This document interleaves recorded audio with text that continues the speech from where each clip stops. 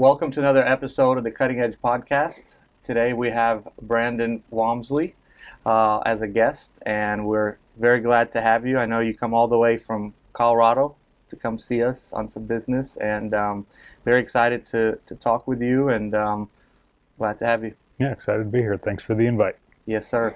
And, we kind of talk a little bit early beginnings, some family, kind of dive into some business, maybe even current state of affairs as things are kind of popping off all over the place. And then just kind of freestyle and roll. So let's start, man, with, early life, kind of where you born, where you, early elementary, middle school, how are you growing up, let's say? Sure. So you said before, humble beginnings. Humble beginnings, yes. And mine are very much so humble, including business. So grew up in Colorado, born and raised in Colorado, grew up in Morrison, so kind of by Red Rocks. We actually used to go to Red Rocks on our lunch break in high school and climb the rocks when it was a little more legal than it is now. Uh-huh. And grew up playing soccer. Okay. Soccer was pretty much what I drank, ate, and breathed. So we would play soccer in the morning before school, play soccer at lunch, and then afterwards we'd go to practice. And grew up with 3 older sisters and a single mom home. So my mom had her hands full with us 4. I was fortunate enough to have my best friend move into the house right next door to us the summer before 2nd grade. So him and his older brother moved in, and it was pretty much a savior for me to get out of the house full of women and go. Well, it sounds like you had 3 sisters and 2 brothers growing up then. Pretty much, and the second set of parents. So wow. I was very, very fortunate to have that. So grew up.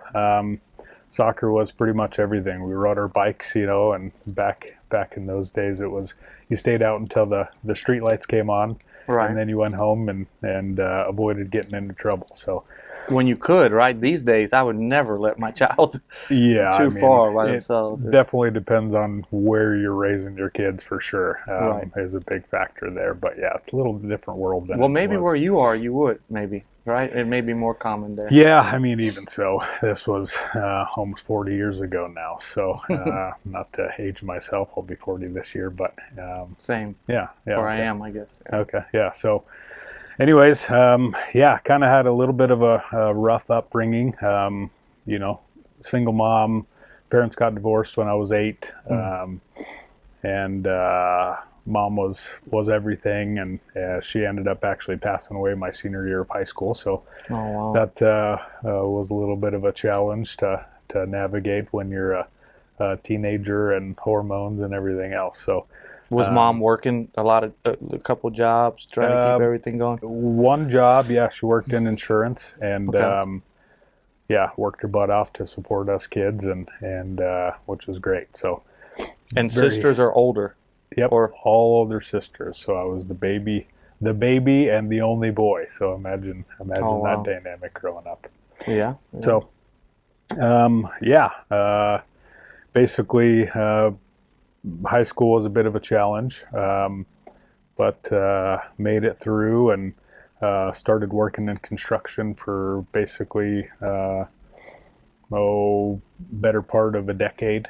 And, what type of construction? Oh gosh, I did everything from residential. My uncle built custom homes and did basement finishes and pop tops and all kinds of stuff. And then I worked in civil construction doing soil stabilization. Okay. And then some commercial stuff, but nothing major. But learned how to run heavy equipment and all kinds of stuff. And so how was it? So to dive a little bit deeper, that must have been a challenge. I somewhat am familiar with, of course, nothing like that. But, when we first moved to this country 5-6 years later, similar age, 15, 16, my parents were divorced. So I kind of stayed on one side of town with my dad. Mom and sister moved to another. So we had that, I'm sure, obviously a lot more terrible circumstance in your case. How did that affect you? Did you think towards the end, towards the last year, let's say, or it sounded like last year of high school? Obviously it's devastating. How did that affect just your day-to-day life? Oh man, it was well, I was a total mama's boy. So I probably did things to avoid the reality. Going out with friends and stuff like that, and just didn't really want to face what was really going on. So it was a challenge for sure. There's no doubt about it. But were sisters helpful in trying to, or they're doing their thing? For sure, yeah. We were super close growing up, and still are pretty close. Yeah, it was just kind of rocked us all. My mom fought breast cancer for about 5 years, and so pretty much all throughout high school was tough. Navigating the, she was sick, and then she was in remission, and then sick again, and all that stuff. And it was no two ways around it. It was tough. Had a great support system. I mean, like I said, my second family was right next door, and they helped a bunch. And I had probably 2 or 3 families that more or less adopted me in and took me under their wing, and fed me meals and all that stuff. But what happened to soccer? Were you able to keep that up through high school to college? No. So again, soccer was everything. Like we were a traveling tournament team, so we'd go to all kinds of different states, and we were very, very competitive. Very good, if I'm honest. Won state tournaments and stuff like that, and we were great. And then we got into high school, and the coaching was quite a bit different. We actually, the freshman class leading into high school, I think it was the summer before our freshman year, actually, our freshman team, most of us that we kind of grew up playing with, scrimmaged the varsity team, and we beat them. We were just, we played together forever, and just were in sync, if you will. So did they put all y'all on varsity right away, or no? Most of us did. So again, high school was a bit of a challenge, so it was hard for me to keep my grades up. So I was benched for a good amount of my high school career. That's interesting, because I have kids playing sports, and my son, basketball, AU ball, school ball, all this. And it's interesting because now maybe it's different than when we grew up, but now especially the outside of high school life of sport. Like I grew up playing tennis. I did very well in high school tennis, right? Very well. When I was being recruited to college, I don't think out of 20 coaches, maybe 2 of them asked about high school tennis. I don't care. What's your state ranking? What's your national ranking? What are you doing in ITF? Yeah. And it's similar with soccer and sports like basketball. Is like the outside of school, the AAU ball or the select ball, right, for soccer. That seems to be just more and more of taking over, and something that college coaches look at even more than your high school, right? Yeah, I mean, I had a couple friends that had scholarships and stuff. Actually, the neighbor that I grew up with went on to play. He was on the roster for national team and Colorado Rapids, and just a phenomenal athlete in general, which actually kind of set the bar high for me. So I was constantly striving to keep up with him, and his older brother was a good football player also. But anyways, yeah, it was interesting. Was just more or less checked out, got burned out of playing when I was like a junior in high school. And, it was what I did all day, every day, and just got burnt out. When you're in high school and a teenager, there's different things that you're attracted to, girls and things that I do. Parties, sure. Yeah. You're speaking my language. That's right. No, I could probably finish some of these sentences you're starting. So. Yeah, for sure.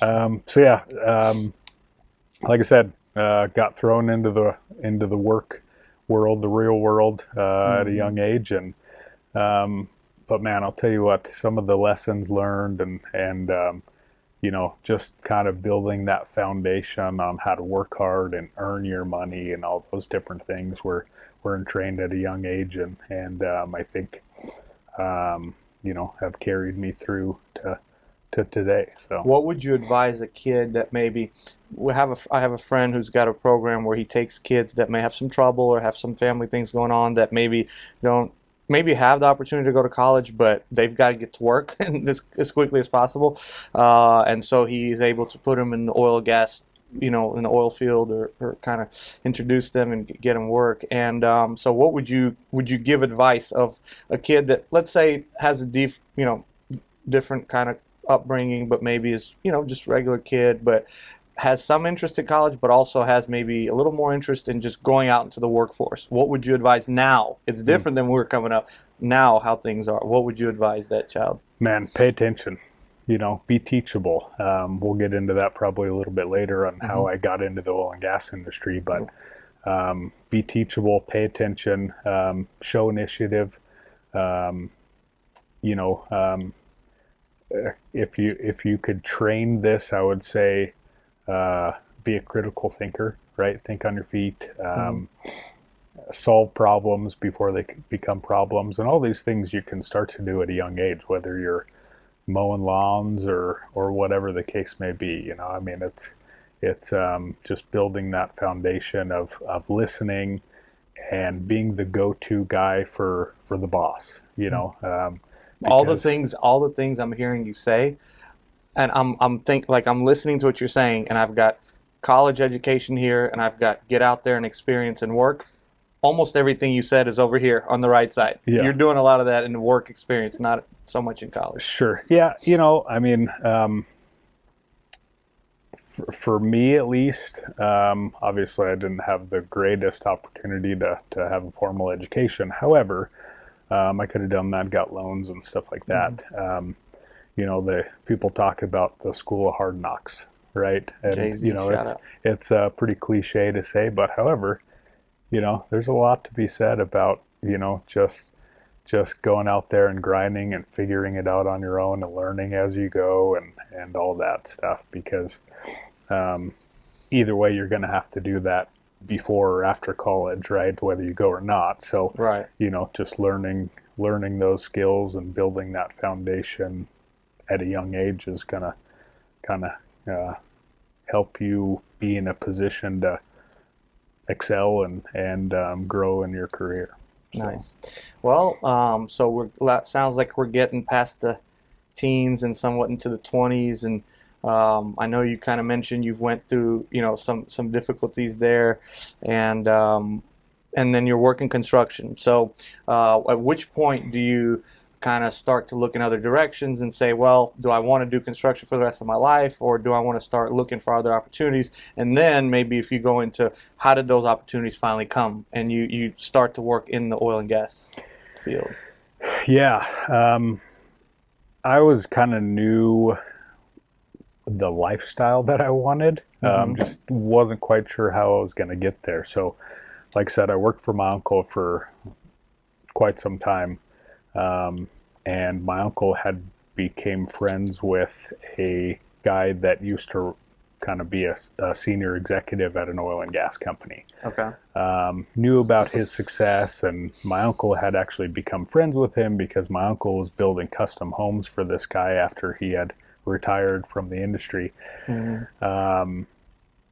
my uncle invited me out to this guy's house in Nebraska to kind of a working vacation, right? We were going to lay some tile during the day and then play some pool and, have a couple drinks at night. And I was eager to do that because I wanted to learn more about this guy and find out about, how he made it to where he is and his success and all that stuff. So your uncle told you some kind of prepped you on who he is, what he's... Yeah, like I said, my uncle became friends with him over the several years that he was building homes for this guy.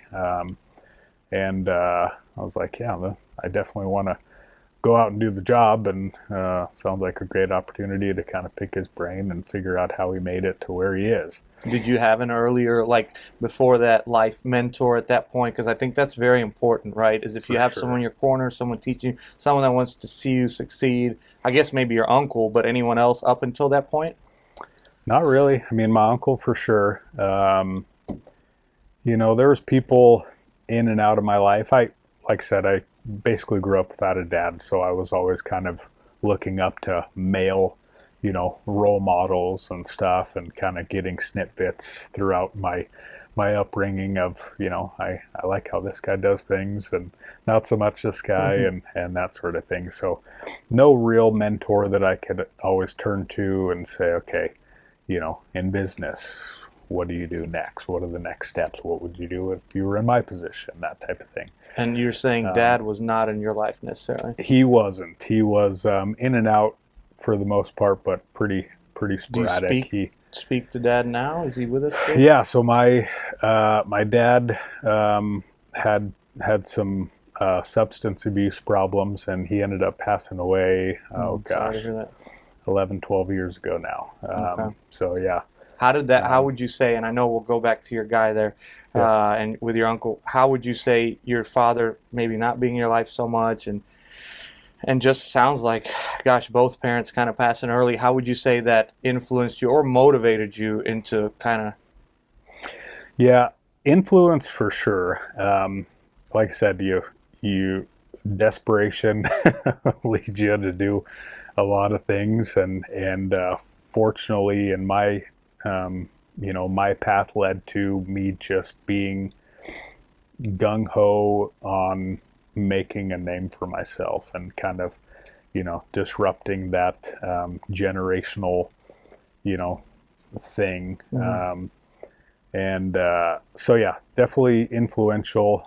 My mom was amazing, so I always wanted to kind of prove to her that I could still, make it in life and overcome the obstacles and stuff like that, because there's a lot of people in my position or even better that took the other path and turned to drugs or drinking or God knows worse. what. So yeah. I was fortunate to take the path that I did, and from a kind of drive standpoint, man, I just wanted to win, and that probably came from my soccer background, being competitive, but I just want to win, win in business, win in life, have a great loving family, and be there for your children, and be there. Yeah. I mean, the whole nine, and sounds like you're kind of there. So have a growing family, have a beautiful, supportive wife. She's actually also in the industry, ironically. Oh, nice. So yeah, sounds like you said she's doing everything right, riding horses, being pregnant, everything right. So now. she grew up on a ranch in kind of southeast Colorado. Oh, wow. Not real south, but yeah, I mean, country girl, and that was my dream, a country girl that isn't afraid to work hard, get her nails, scuffed up and dirty, and I'll tell you what, when we're unloading hay at the house or something like that, she'll outwork most men that I know for sure. Same with mine, man. So tough as nails, and that's kind of a double-edged sword, but that's so many similarities. My wife as well. Without her, I don't know where I'd be or what. I mean, she grew up on a farm in Ukraine. Okay. So she would, my mornings would be playing tennis, training, competing, traveling, all that. Hers would be like, okay, it's my week to walk the entire street of cows, so I got to get my 5 cows, the neighbor's 10 cows, and that's my exercise. So very tough. Also grew up on a farm, knows that life, and I think that's really important, right? To have a really good life partner, and like you said, that can ready to work, but also can be there in the house, take care of the children, support you when you need it. I don't know much more important than that. Right? It's a significant factor, in my opinion, in any person's life is having a spouse there to support you, be the cheerleader or the shoulder to cry on, or whatever the case may be. I mean, we are definitely a very dynamic duo, and we've got a full plate 99% of the time, whether it's chores at home or she's very successful in her career and kind of the go-to, and continues to grow and, build her team and bring more people underneath her. And yeah, it's Sounds no like a shortage blessing. of things to do, but it's just incredible to kind of see our lives grow and develop and prosper. So That sounds awesome. So, okay, so let's go back. So we're back to you and your uncle. You're yeah, on this trip. You're hmm meeting this guy who sounds like he could be a good connection at sure, least. yeah, yeah. So over the course of the weekend, he's asking me all kinds of questions, like I get like get to know somebody and all these different things, but these are like, well, what are you doing with your life, and what's your future look Picking like, and at all you, these yeah. different things. I'm like, man, this guy just is really interested. um, at, Towards the end of the trip, I think it was actually the last day, he's like, hey, so some of my former colleagues, some of the senior executives at this old other company, are starting another company. They have some assets in North Dakota that they're having some challenges. There's some H2S issues and inadequate water treatment, which is basically introducing bacteria into the formation, and it's souring the formation. And we want to start this company to help kind of combat some of those issues. He's telling you that on this He's first telling trip. me this on this first trip, and Wow. I'm like, okay, what does that have to do with me, You're like, right? I'm just building a house here. Yeah, and he's like, I've been watching you over the weekend, and you just seem like you have a good head on your shoulders and are teachable and all these different things. And I'm like, okay. And he's like, well, would you be interested in helping us start the company? Mm. So ultimately, I agreed to it. It was an opportunity that I basically couldn't pass up in an industry that had always intrigued me, although I had knew nothing about. Literally, Mm. like knew nothing about the industry. Mm. Um, so, anyways, a few months later, I packed up all of my belongings, which was not much, Backpack, and couple yeah, suitcases. pretty much loaded up my truck and Mm. headed north. So uh, From Colorado from to Colorado to Williston. Williston. Yep. So I lived in Williston for basically the better part of 2 years. Mm. Getting the company off the ground, learning as much as I possibly could about the industry. Quite an accelerated learning curve, but yeah, it was just incredible to see the other, my peers working hard and basically growing their futures. And it's sometimes funny to me because you talk senior oil and gas execs, Mhm. retired, money, assets. It's like we're gonna start this new business, and here's the money. Go do the groundwork, right? Yeah. Like how much of it was the people you talk about, even maybe like the gentleman sounds like you're talking about your mentor, your uncle's friend, like Uh-huh. being on the ground and being the whole operating the business, Yeah. whether just supporting and like how explain the dynamic in the beginning, like how many employees, all that good stuff. Man, like I said, back to the humble beginnings. I actually posted a picture on LinkedIn, Mm-hmm. I don't know, a few months ago of like our shop, which was this detached garage on this piece of property in Williston, um, and we lived in a trailer home. Mm-hmm. We used the garage of this property as our shop to store chemicals, blend chemicals. Um, I think we were compliant for the most part, but yeah, I mean, I can think of. Let's see. I moved to Williston in August of 2013, and that first winter was brutally cold. I mean, I don't know if you spent much time in Williston before or North Dakota in general, but I grew up in Siberia, so probably okay, similar. probably actually the most equivalent Comparison, yeah. yeah, climate. But yeah, I can just remember being out there. We're treating water basically is the the gist of how we got started. Mm-hmm. Well, as you probably know, water at minus 50 degrees is a bit of a challenge to work with. Same with the chemicals that increase viscosity at colder temperatures. And, I can remember being out on some of these sites and you can't wear gloves because you can't really function, use tools and fittings and stuff like that when you're wearing these big bulky gloves. So you take your gloves off and then your hands are frozen in 5 seconds, right? So how do you get, I mean, you got the Brett Favre little heating pads that he used to. I mean, any way you could do it. Basically, you work for a short amount of time in the real cold, and then you go in the truck and thaw out for a few minutes, and then you go back out. And it's an interesting work environment. But anyways, I mean, this guy that I talked about, very successful senior executive at a company that sold for $5.6 billion. Wow. And he's out there right next to me. I mean, freezing cold, trying to figure out these new systems and how to apply the chemistry in those conditions, and doing testing and all kinds of stuff. And this guy's right there next to me. And so a couple times I'm like, what the heck am I doing with my life?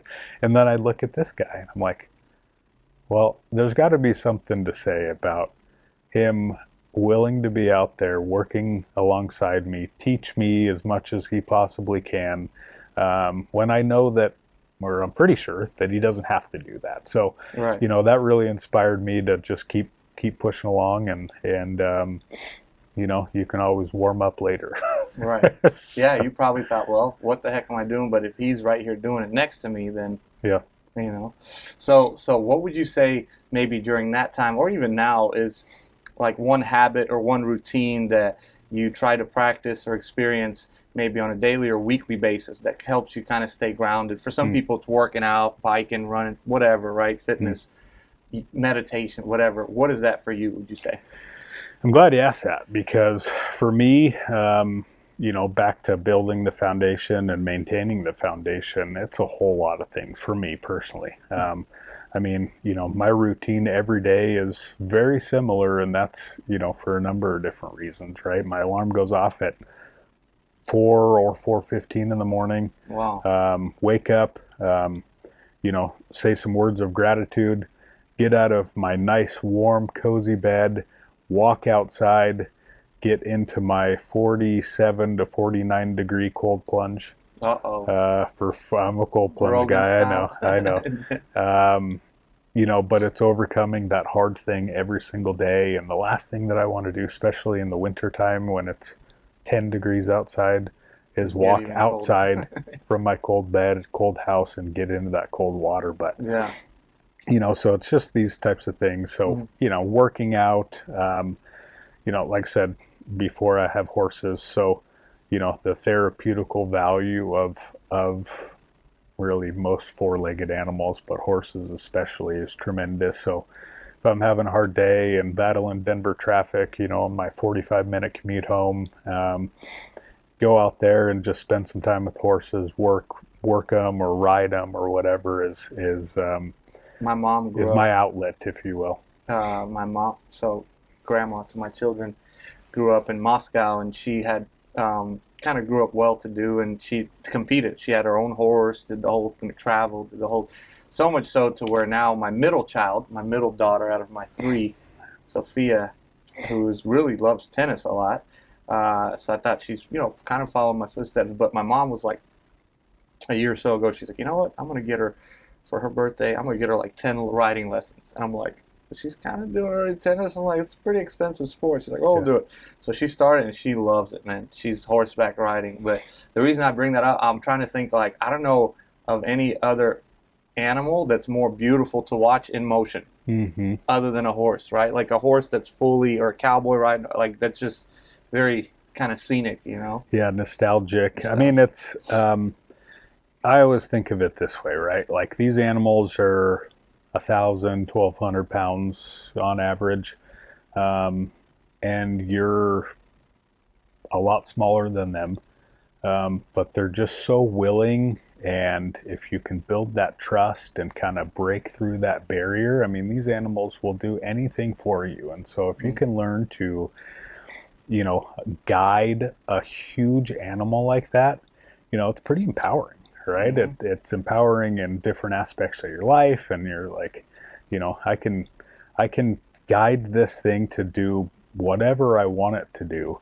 and it certainly doesn't have to. And if it just decides not to one day, I'm going to be in pretty bad shape. It probably gives you confidence to say, well, that's the case. Maybe even subconsciously, like, I could probably guide me a team of humans, right? Yeah, I mean, so it's kind of funny that you say it like that, because I have this kind of rule that I have Australian Shepherds, and I love to train my dogs to be very obedient. These dogs, I mean, anyone that meets these dogs are like, wow, those dogs are mind very well. They listen, they respect you, they'll do anything for you. And I have kind of three things as I'm training them. One is, for their first 6 to 12 months of their life, be firm and consistent with them. I'm not talking about, abusing them or anything like that. I'm talking about just firm and consistent. Make sure you keep them on the course that ultimately they'll benefit from. Because if you do that for the first 6 to 12 months of their lives, you can enjoy them and they can enjoy you for the rest of their lives. You see people at the dog parks and whatever, and they're just yelling at their dogs constantly, yanking and telling them no, and yanking them all over the place. And it's like, well, if you trained them at first and built that foundation, then there's little tweaks and stuff like that later on in their lives. But for the most part, they have that foundation, and you can always go back to that. Similar with children too. It's interesting. It's totally similar. I mean, horses, dogs, children.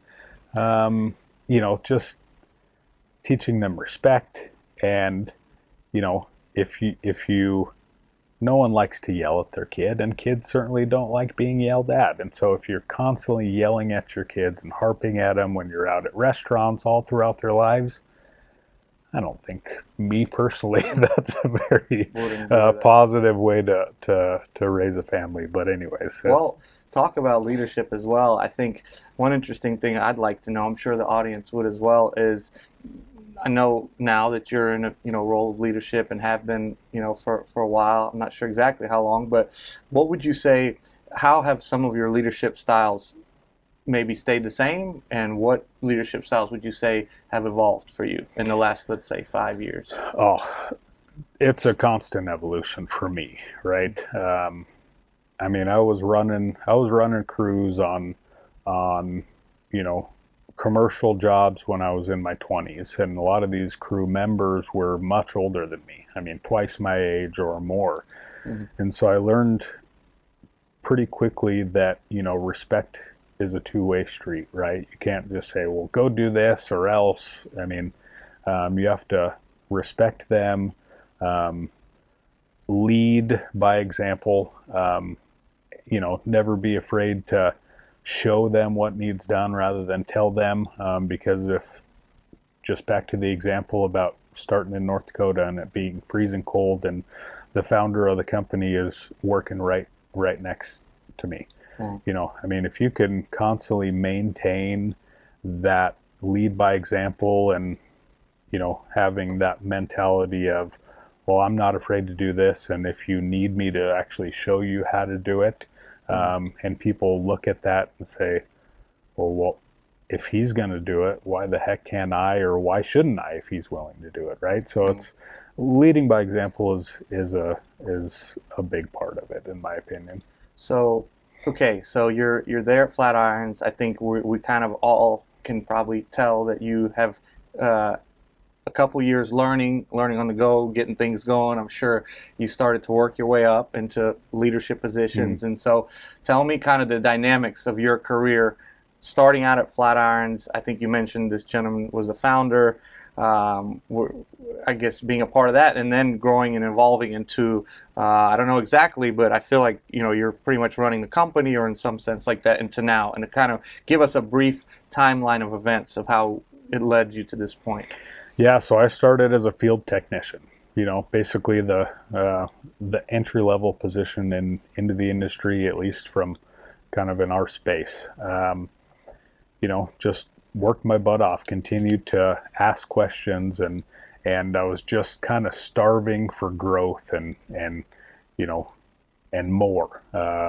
You know, again, I want to win. So at the end of the day, I'm finding out how I need to train myself and what information I need to learn and all those different things. So yeah, started as a field technician, worked in the field for basically 2 years, and then was kind of hybrid, you know, some of my time in the office there in Colorado, some of my time up in North Dakota. We did some jobs in Colorado in the DJ Basin. And then just kind of grew my team and on the production service side is pretty hands-on. So, you know, just again. How big is that team now, if you don't mind asking? Gosh, we have basically a handful of guys on the production side. Okay. So, you know, small, quick, nimble team. On the kind of boutique frac chemical side of the business, as we do, we work with a lot of vendors and a lot of partners for distribution, logistics handling, and stuff like that. And so, you know, a little bit of traveling. But back to the progression of my career at Flatirons, yeah, just kind of everything that I was learning new was brand new. You know, I mean, I took some of my leadership, some of my kind of management skills from my previous career or careers, but it was all pretty much new, new industry, you know, new types of personnel. You know, I didn't know much about finance or budgeting or you know, accounting or business development or sales or much any of that. So it was all just kind of, I like to think of it as standing in the background and just watching until I'm ready to kind of step out of the curtains and apply what I've learned and you know, trial and error in many cases. But you get to learn how people work and people think differently and listen more than you talk and you know, apply what I've learned about the industry to sales and marketing and people and at the end of the day being kind of relatable, right? But yeah, so marketing is it's kind of like just being able to tell a story really well. You know, paint a picture, tell a story is great. And sales to me, I think, is just kind of a transfer of emotion. You know, I think if you can get the customer emotionally involved about making that decision about that thing, product, service that you're selling them right at that time, you could sell anything. All right. And buying into the concept, right? You can't sell something if you're not excited about it. You know, and so your energy, you know, whether you're selling to a customer or whatever, you know, they kind of feed off of your energy. So if you're saying, this is how I can help you and this is the value that I can provide to you and all these different things, you know, they feel that energy and especially if you focus more on providing value rather than just selling something and getting money from that transaction. I was going to ask you, what approach do you think is better, to come in and kind of know what you've got, know what you offer, go in there for the sale and, you know, be respectful, but like really go for it, or come in and as a provider, let's say a service provider, listen to your customer, to the problems that they're having, try to hear them out first and then say, well, this is potentially how I can help you with a solution to your problem? Yeah, definitely the latter. I mean, we've actually diversified so much in our services just because of that kind of listening aspect. You know, we built long-standing relationships with most of our customers. In fact, the majority of our customers have been with us for a decade or more. Oh, wow. And because of that, you know, they've said, hey, you've done a great job providing us this product or service and providing us this solution. We have this other problem and it's completely different than what you solved for us in the past, but we have the problem. Could you provide a solution for it? Wow. A good example of that is you know, we're predominantly a chemical service company, right? We do production chemical services and boutique frac chemicals. And one of our longstanding customers, now the second largest frac company in the country, came to us and said, hey, we've got these frac pumps that have this dynamic gas blending system that it can take natural gas. And we've never used it before.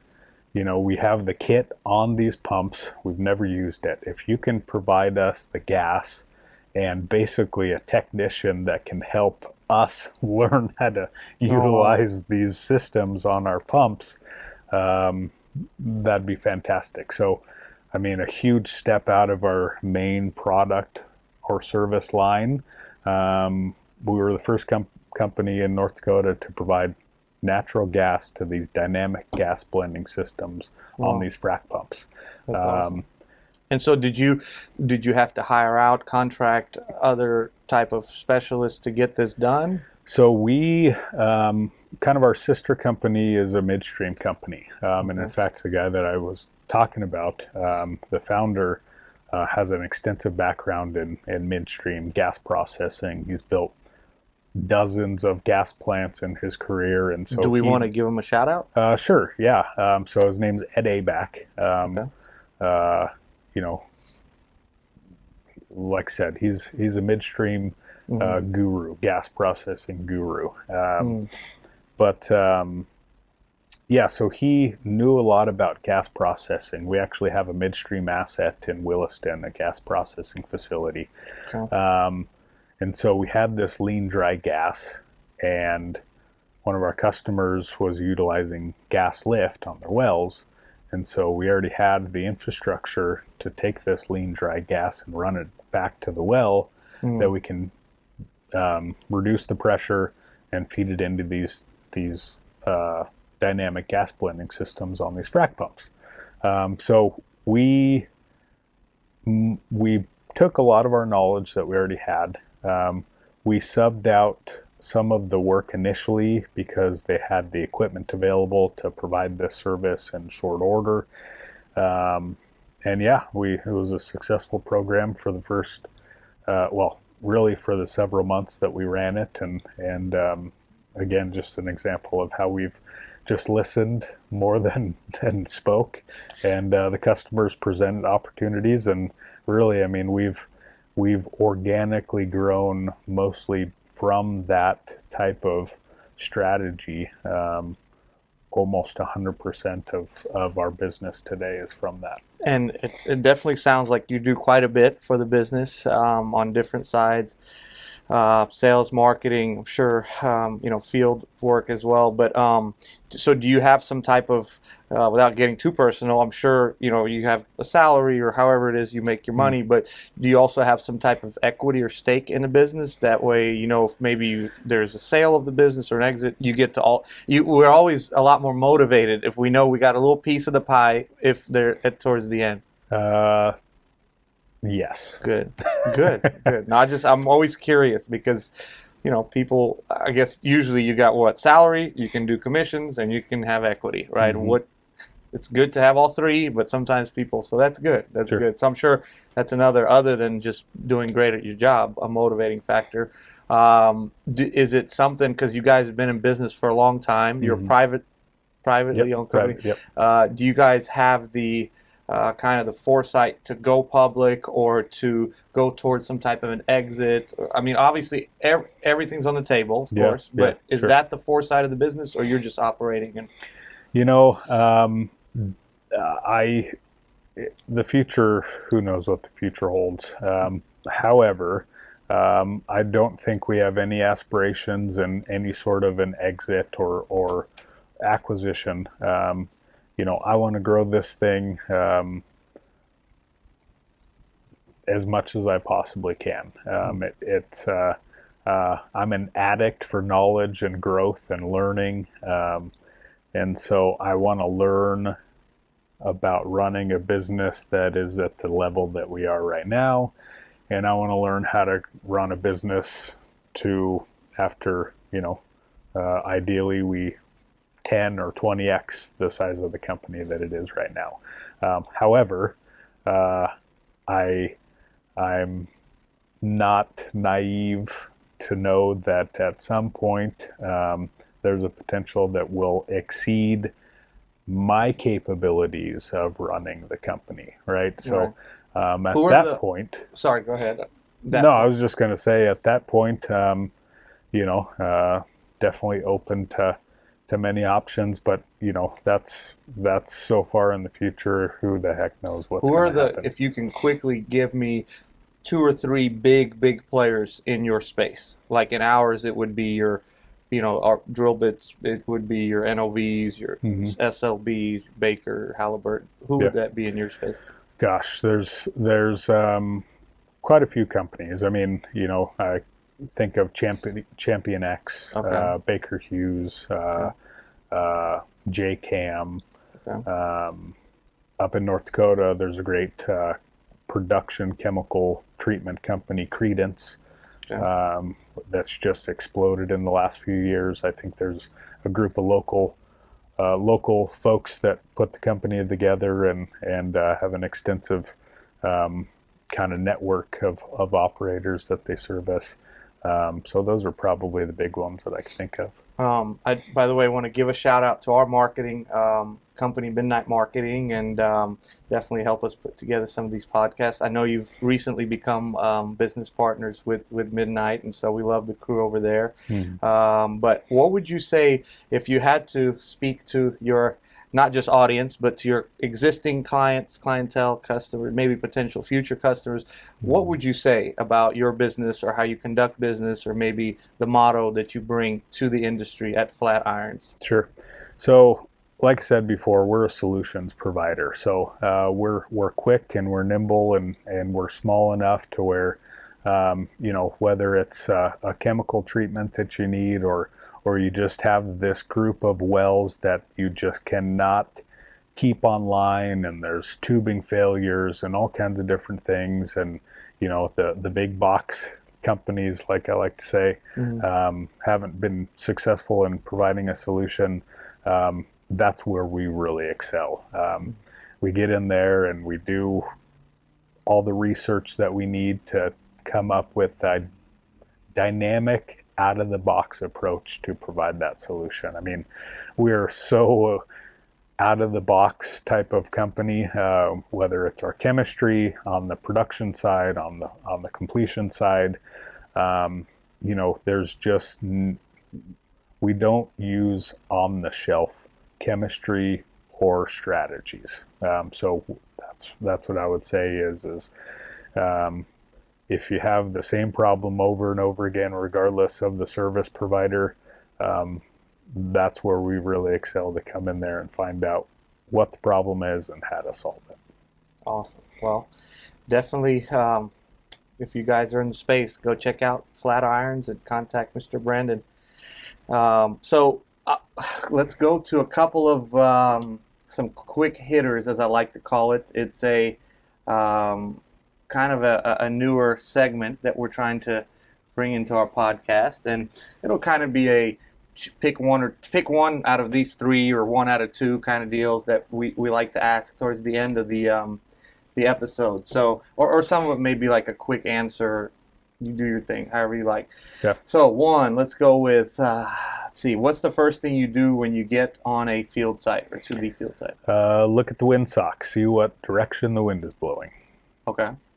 That's number one. That's number one. I mean, we work especially in South Texas here, or in North Dakota, there's some sour wells out there, lots of H2S, and you want to be upwind of any of that.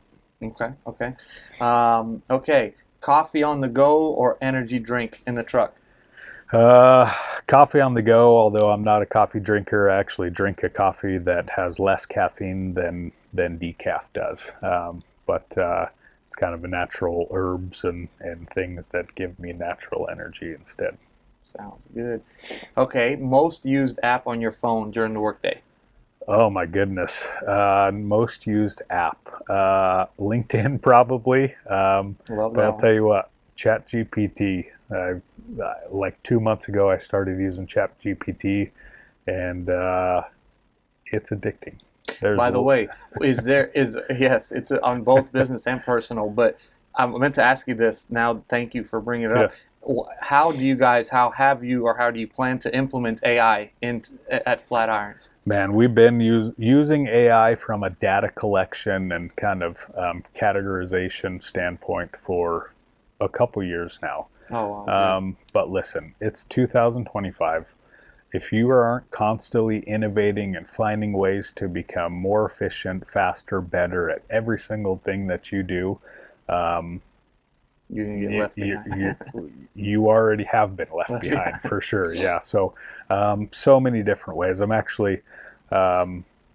working on an app right now that is very early stage, but it could potentially revolutionize the way that producers have access to chemistry and field monitoring and performance metrics and things of that nature for wow. production chemicals specifically. So If you need someone to make that app for you successfully, hit us up, man. We got an app making company. okay, And we make apps that trend on the Apple Store, Google Play Store, and made apps for some of the biggest companies out there. Okay. So you let us know. Okay. We'll talk about it. good to Okay, know. so what's this now? The ladder here, I know it's going to be something for you because you mentioned you got land and horses and busy life.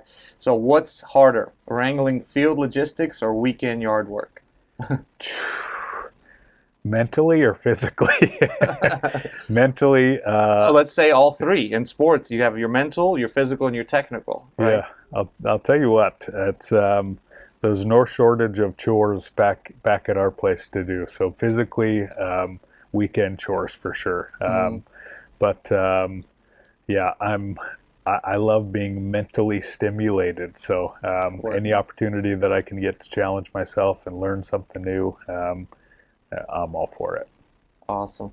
And this one comes from my son, but I grew up watching wrestling. Stone Okay. Cold was my favorite Yeah. guy. And so if you had a walk-up song every time you opened that door of your truck and walked out onto a field site, what would it be? You're going to laugh at this. So I actually bought a Harley Davidson a few years ago. Gosh, I think like 8 or 9 years ago. Mm-hmm. And so the dealership that I bought the Harley from, they had like that walkout song. The finance offices were kind of upstairs, and then there was this open stairwell that you walked down into the showroom, and they blared this song, whatever song you wanted to play. Oh, wow. And you walked down the stairs, and they rung the bell and all this stuff. And so I don't know why, but Hillbilly Deluxe by Brooks and Dunn. Oh, man, that's a good one. Awesome. That's a good one. Mine probably would be that Stone Cold where the glass Yeah. just breaks. And Yeah. let's see. So one leadership quote you actually believe in quotations, actually. I'm paraphrasing, but oh gosh, I'm drawing a blank on his name. You don't have to give the name. You just give the quote. Basically, as soon as you get bucked off the horse and out of the saddle, climb back into the saddle, because that's the only way to keep moving forward. I love Again, that. paraphrasing, but Love that. Love that. So, okay, here you can only pick one, and there's three. And this is, let's talk maybe business related. What's your gut pick if you have to only pick one? Efficiency, safety, or innovation? tough one. I mean, safety, of course, right? Because if the guys aren't safe and they're injured or whatever, then they can't do the job efficiently or effectively anyways. Okay, cool. Okay, what's something people don't realize about the oil and gas field, services field? Like the standard, guy on the street doesn't realize that this industry provides every single thing that we do and basically allows us to live in the modern age that we do. Comfortably. In most cases. Right? Yeah. Okay, that's a good answer. I love that. If you could swap jobs with someone at Flatirons for a day, who would it be? Man, I love being in the field. I really do. Would I want to do that every day anymore? Probably not, but I'd probably swap with one of my field guys and say, hey, you answer the phones and do the emails today. I'm going out and working in the field and getting my hands dirty. That's awesome. Sounds like you're used to that from home life to early beginnings of business. Yep. So, okay, what's your perfect day off look like? No emails allowed. Well, I've kids now, as you know. I'd say out in a big pasture or out in a big field with my daughter there, my wife there, and a big old herd of elk in my binoculars or spotting scope. What would you? Sun That's a great answer. shining. I mean, just yeah. I can picture that as you're saying. Yeah. What would you tell your kids? Let's say they watch this 20 years from now. What is I know you've got baby boy coming up and your daughter's little one. What would you tell them in 20 years? Let's say they're watching this 20 years from now. What's something you'd say? Maybe advice in life or just family, anything. Oof. That's a tough one. Don't be afraid to dive in. Don't be afraid to get started. And don't be discouraged when you don't exceed the first time. But if you don't exceed, try again. Keep pushing, huh? Well, man, that's some good. That's probably one of the best rapid fires so far, man. You did great answers there. What do you think, as we sign off, what do you think of, man, just the recent state of affairs? And religion and politics, not my favorite subjects, but let's maybe talk how it's going to affect what we do, right? Sure. In the energy sector in general, us going ahead and taking care of business there in Iran. And now recently, as we were driving up, they have now attacked one of our military bases in, I think, Qatar. What do you think that could lead to? The closing of the canal there, if that happens, how do you think that'll affect us? Just in general, where's your mindset as to like peace and trade and all these things? Yeah, I mean, lots of unknown. I'm a God-fearing man, so I'd say, he knows best. But, look back at since from the beginning of time. There's been wars, there's been disease, outbreaks, all kinds of different things. We always prevail. We always overcome. We always become better, more resilient, and stronger, especially this country. There's light at the end of the tunnel, and man, it seems just completely volatile, and there's so much unknown that it can be scary at times, but we will prevail, and we will get past this, and just keep fighting. Again, I second that. I'm definitely God-fearing, proud American. I even got my little American pin there. And oh gosh, that's why we moved to this country. We immigrated here from Russia in the early 90s, and we came here because it is the best country in the world. It was then, it is now, and I think it'll continue to be. So, and one thing actually that came up that I start thinking about when you're talking is what is your stance on just the incoming and the implementation, as you've said you guys are doing already, of AI? Because sometimes you kind of feel it for the hardworking man that maybe will then get replaced by a learning system, a machine, a robot, or whatever. Sure. Like, where is that line to where, we got to use it as a tool, but like, is it maybe going to take over and take everyone's, like, where do you feel, where's your stance there?